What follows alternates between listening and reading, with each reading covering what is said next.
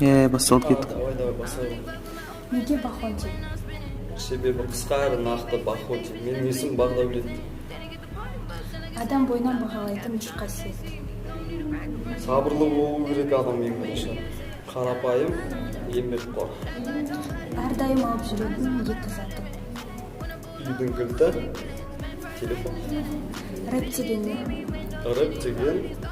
Рэп деген меніңше модадан қалмайтын шолақ мылтық секілді. Рэпті қашаннан бері оқисың? Рэпті қашан шабып келеді, сол кезден бастап рэп оқимын. Себебі менің әрбір жаңа туындым алғашқым секілді. Аты былай айта алмаймын. Мамандығың өзіне ұнайды ма? Өте ғана. Қазақтардың ерекшелігі неде? Қазақтардың ерекшелігі басқа ұлттан ба? Қазақтардың ерекшелігі өздері істемейтін затты біреуге істе деп айтады. Өздері жасамайды, бірақ біреуге ақыл айтуға өте шебер. Мектепте қандай болды? Мектепте қалай болмадым? Қызық болдым мектепте. Қазіргі Бахонти қандай? Қазіргі Бахонти көп ойланады,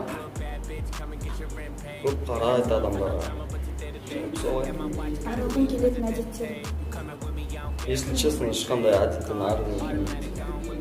Себебі жаман әдеттің барлығынан арылып кетсем, шілей жақсы адам болып кетемін. Шілей деп айтпай қойын. Ай, кетші. Сен араласатын орта қандай? Креатив. Стиль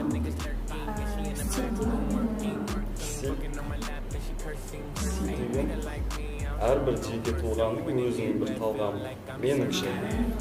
Қызың немесе ұнататын адамың? Келесі. Қалауға көзқарасың?